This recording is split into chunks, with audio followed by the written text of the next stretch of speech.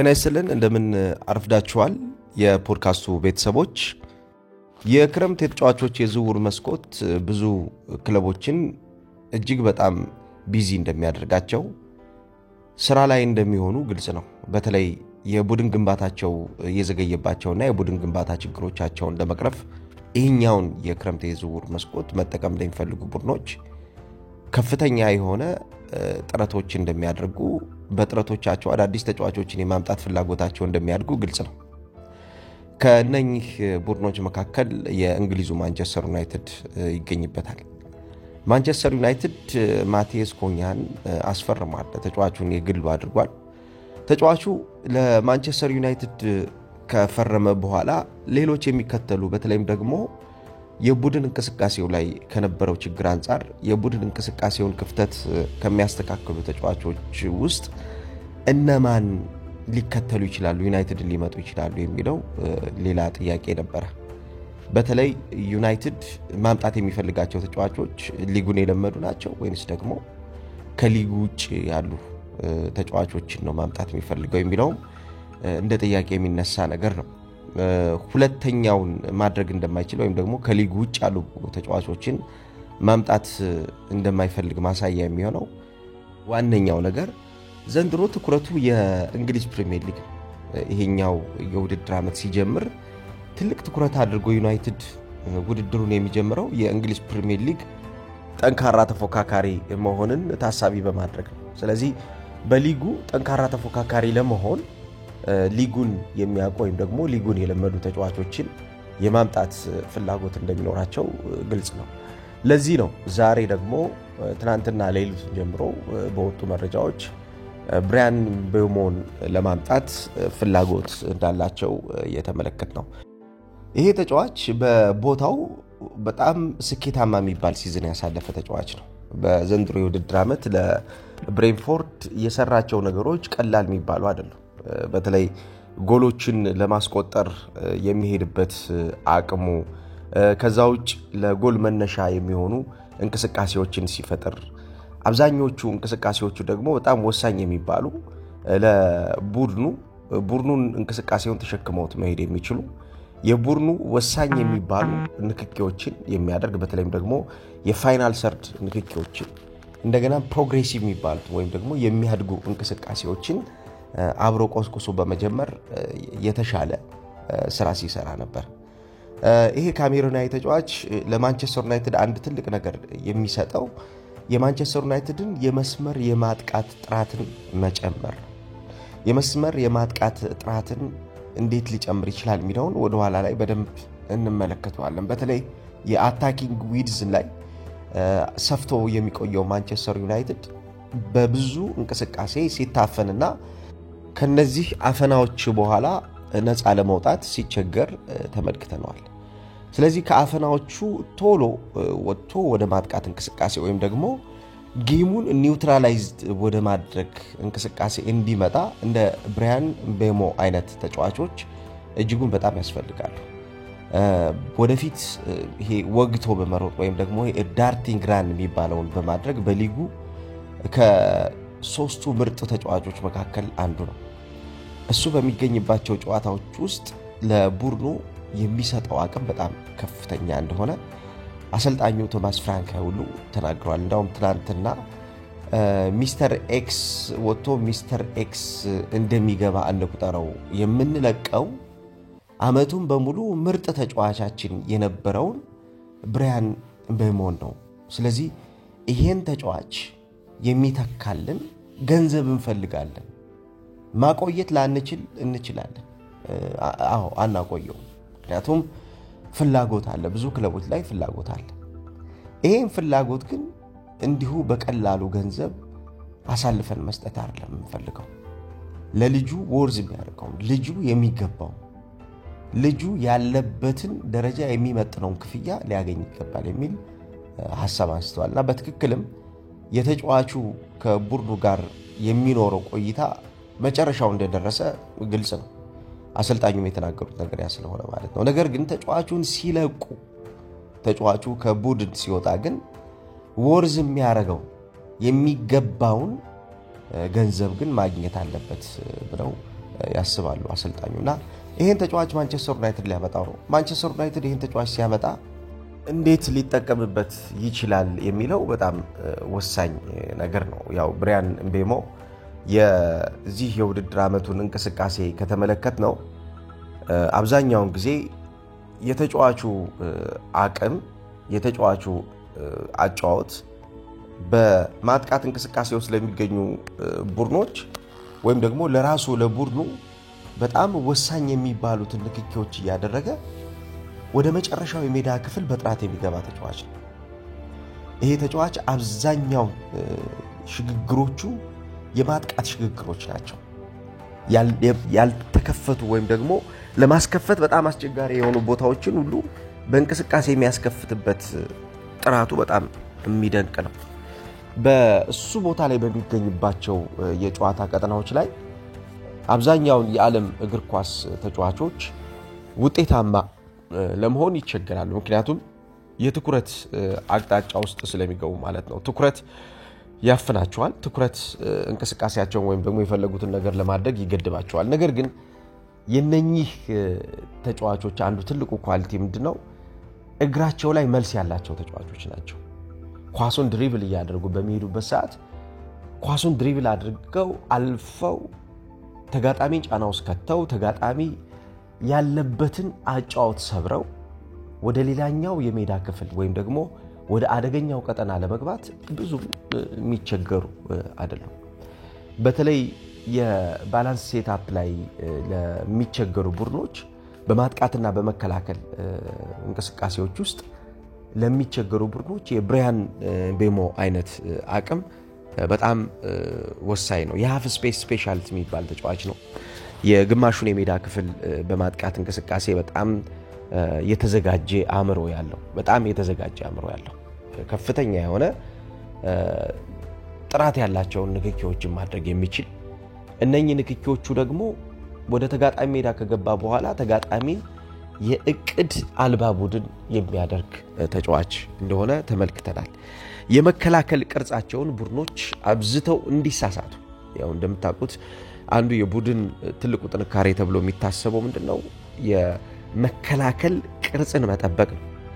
የመከላከል ቅርጽን ደግሞ እንዲያጡ የመከላከል ቅርጽን መልሰው እንዳያገኙ ወይም ደግሞ እዛ ቅርጻቸው ላይ መረጋጋት እንዳይፈጠር የሚያስገድድ አይነት ተጫዋቹ አንዱ ትልቁ ሌላው የዚህ ተጫዋች ኳሊቲ ምንድነው? የትራክ ባክ ዲፌንሲቭ ስትራክቸር ላይ ወይም ደግሞ ተመልሶ የመከላከልን ቅርጽ ቡድኑ እንዲያገኝ በማገዝ በጣም የተሻለ ሽግግሮችን ማድረግ የሚችል በጣም ያደገ ሽግግር ማድረግ የሚችል ተጫዋች ነው። ብዙ ጊዜ በማንቸስተር ዩናይትድ በዘንድሮ የውድድር ዓመት አሰልጣኝ ሩበን አሞሪም እየተቸገረበት የነበረው ነገር ምንድነው? ሄደው አጥቅተው በሚመለሱ ሰዓት ወይም ደግሞ ሄደው ኳስ አጥተው በሚመለሱ ሰዓት የዲፌንሲቭ ስትራክቸሩን ወይም ደግሞ የመከላከል ቅርጹን ትራክ ባክ አድርገው ተመልሰው ለማግኘት ሲቸገሩ ወይም ደግሞ ክፍተቶች ሲፈጠሩ ይታያል። እነዚህ ክፍተቶች ደግሞ በጣም ከፍተኛ ዋጋ የሚያስከፍሉ ክፍተቶች ናቸው። በምቤሞ ዘንድሮ በብሬንትፎርድ የነበረው አንዱ ትልቁ ጥራት ምንድነው? ቶማስ ፍራንክ ባንድ ጨዋታም የተናገሩት እናንተ አብዝታችሁ የምታዩት ብዙ ጊዜ የምታስተውሉት የተጫዋቹን የማጥቃት ሽግግር ነው። በማጥቃት ሄዶ እንዴት አጥቅቶ ቡድኑን የተሻለ ቡድን እንደሚያደርግ ነው። ከዛ በላይ ግን የብሪያን ትልቁ አቅም ያሉት እሳቸው የመከላከል ሪስፖንሲቢሊቲ ነው። የመከላከል ኃላፊነቱ በጣም ከፍተኛ ነው። ተመልሶ ሸፍኖ ተመልሶ ክፍተቶችን አስተካክሎ ተመልሶ ቡድኑን አደጋ ላይ የሚጥሉ ቦታዎችን አርሞ ይጠብቃል። ይሄን የሚያደርገው ደግሞ ዲፌንሲቭ ሪስፖንሲቢሊቲው ከመከላከል ባህሪ ካላቸው ተጫዋቾች በላይ ያደገ። የመከላከል ባህሪ ያላቸው ተጫዋቾች እንኳን እንደሱ የመከላከል እንቅስቃሴ ውስጥ በፍጥነት ሲገቡና ስትራክቸራቸውን ሲያገኙ ወይም ደግሞ ለታጣው እንቅስቃሴ ለታጣው ኳስ ቶሎ ኢነርጂውን በመሙላት ተመልሶ ለማግኘት የሚያደርገውን ያክል ሽግግር ሌሎች የመከላከል ባህሪ ያላቸው ተጫዋቾች ሲያደርጉ አይታይም። ይሄን የሥራ ታታሪነቱን እጅግ ይወዱታል።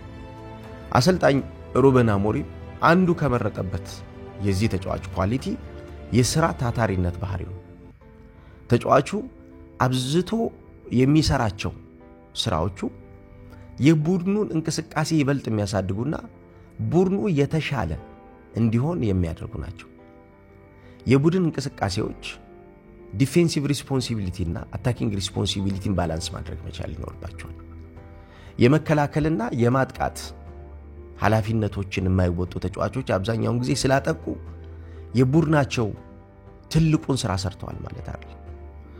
በዩናይትድ የዘንድሮ ትልቁ ፈተና የነበረው ለአሰልጣኙ ተጫዋቾች ማጥቃትን ብቻ እያሰቡ ሜዳ ውስጥ መገኘታቸው አሰልጣኙን የጎዳው። በመከላከል ሽግግሮች ውስጥ ቶሎ ለተጋጣሚ ቡድን አስፈላጊ የሚባለውን የመጫወቻ ሜዳ የሚሰጡ ናቸው።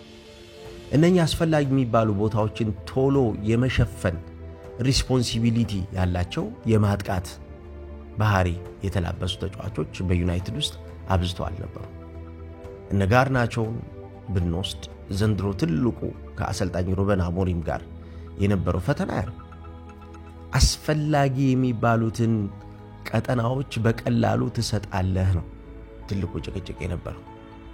ዲፌንሲቭ ሪስፖንሲቢሊቲ እንደ አታኪንግ ሪስፖንሲቢሊቲ መመልከት አለብህ። የማጥቃት ግዴታ የመከላከል ግዴታ ነው።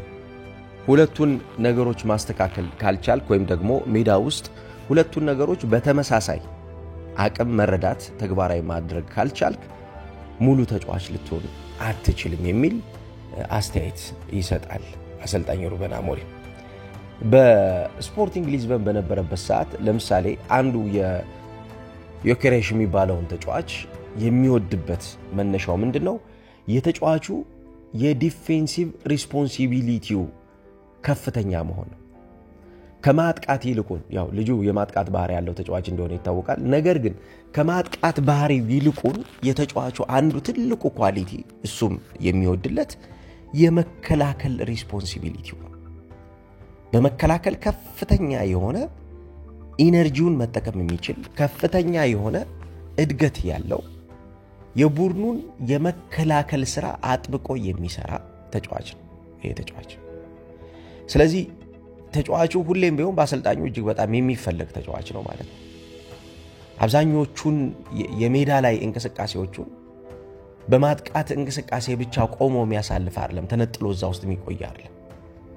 ወደዛ የሚመጡ ሽግግሮች አብዝተው የመቆራረጥ ባህሪ ካላቸው እነዛ የመቆራረጥ ባህሪዎቹን ለማስተካከል እሱ ተመልሶ ወርዶ መገኘት ካለበት ወርዶ እዛ ቦታ ላይ ቆሞ ሽግግሮቹን እንደገና አስተካክሎ ወደ ማጥቃት ሽግግር የሚሄድ ተጫዋች ስለነበረ ነው። ስለዚህ ዲፌንሲቭ ሪስፖንሲቢሊቲ ላይ በጣም ሃይ ኳሊቲ ያላቸውን ተጫዋቾች አሰልጣኝ ሩበን አሞሪም ይፈልጋል። ለዚህ ነው ብራያን ቤሞን ወደ ማንቸስተር ዩናይትድም ለማምጣት የፈለገው።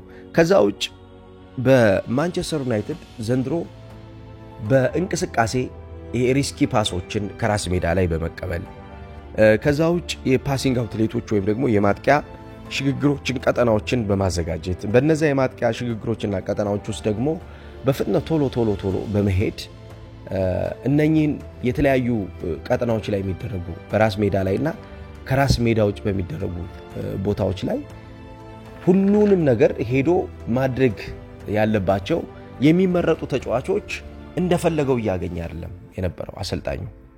ለዛ ነበር ተጫዋቾችን አብዝቶ የሚቀያየር የነበረው። የሚመጣው አመት አሰልጣኝ ሩበን አሞሪም ከማያደርጋቸው ነገሮች መካከል አንዱ ምንድነው? ከፍተኛ ሮቴሽን ውስጥ አይገኝም። ምክንያቱም እነኚህ ተጫዋቾች በቡድን ውስጥ ቋሚ ሆነው የመጫወት ባህሪ ሊኖራቸው እንደሚገባ ከዝውውር ፖሊሲዎቹ መረዳት እንችላለን። እነኚህ ተጫዋቾች ለሚገነባው ለቀጣይ አመት ምናልባትም ለ2 ለ3 አመት ለሚገነባው የዩናይትድ ቡድን በጣም ወሳኝ የሚባሉ ተጫዋቾች እንደሆኑ ግልጽ ነው። ለዚህ ነው ዩናይትድ ወደ 8 ወደ 9 ተጫዋቾች ምናልባት ከቋሚ አሰላለፍ ውስጥ በጣም በርካታ የነበሩትን ተጫዋቾች አስወጥቶ ወደ 6 ወደ 5 የሚጠጉ ወሳኝ ተጫዋቾችን የቡድን እንቅስቃሴውን ይበልጥ የሚያሳድጉ ተጫዋቾችን ለማምጣት አጠንክሮ እየሰራ የሚገኘው የነ ብሩኖ ፈርናንዴዝ ከቡድናቸው መውጣት ትልቅ ዜና የሆነበት ዋነኛው ምክንያት ሩበን አሞሪም የቡድን ግንባታው ውስጥ የሚመጡ ተጫዋቾች ከሚሄዱት ተጫዋቾች ጋር ያላቸውን የቡድን ሐሳብ በመረዳቱ እንጂ እንደ ብሩኖ ፈርናንዴዝ አይነት ትልቅ ኳሊቲ ያለውን ተጫዋች እንዲሁ በቀላሉ አሳልፎ አይሰጥም። ደጋፊውም ቢሆን ተቃውሞውን ይቀጥል ነበር። ነገር ግን ብሩኖ ፈርናንዴዝ በመሄዱ ደስተኛ የሚሆኑ ደጋፊዎችም አሉ። በነገራችን ላይ በዩናይትድ አብዛኞቹ ተጫዋቾች ቢወጡ ደስተኛ የሚሆኑ ደጋፊዎች አሉ። ይሄ የሆነበት ደግሞ ግልጽ ነው። ምክንያቱም ተጫዋቾቹ አብዝተው በአሰልጣኝ ሩበን አሞሪም የጨዋታ ስትራቴጂ ውስጥ ለመቆየት ተቸግረዋል። በፍጻሜ ጨዋታ እኮ የቀየረው የተጫዋቾች የአጠቃቀም ስትራክቸር አሰልጣኙ ከጨዋታው በኋላ እንደተናገረው ለፍጻሜው የሚሆኑ ተጫዋቾች ናቸው የተጠቀምኳቸው ብሏል። ይሄ ማለት በሌላኛው መንገድ ከተመለከትነው የፍጻሜው ጨዋታ ላይ ያልተጠቀማቸው ተጫዋቾች ለፍጻሜው ጨዋታ አይሆኑም ማለት ነው። እንደነ ጋርናቾ እንደነ ኡጋርቴ አይነት ተጫዋቾችን ለፍጻሜው ጨዋታ የማድረግ ፍላጎት ያላሳየው ለዛ ጨዋታ የሚሆኑ ተጫዋቾች የተጠቀማቸው ስለሆኑ እንጂ ይሄ ከፍተኛ የሆነ ኦብሴሽን ውስጥ ገብቶ አይደለም። በቃ በእንቅስቃሴ የሚሆነውን ነገር ስለተረዳውና በእንቅስቃሴ የሚሆነውን ነገር እሱ ስላየው ነው ይሄን ነገር ያደረገው። ስለዚህ ማንቸስተር ዩናይትድ የቡድን ግንባታ ወሳኝ ነው ብሎ የሚያምነው ሁለቱን ነገሮች በሚገባ የሚያደርግ ነው። ይሄ አሰልጣኙ ትልቁ ኳሊቲ ወርክ ሬትን የሚመዝን አይነት አሰልጣኝ ነው። ስታጠቃ ስትከላከል ተመሳሳይ የሆኑ ነገሮችን ማድረግ ይኖርባል።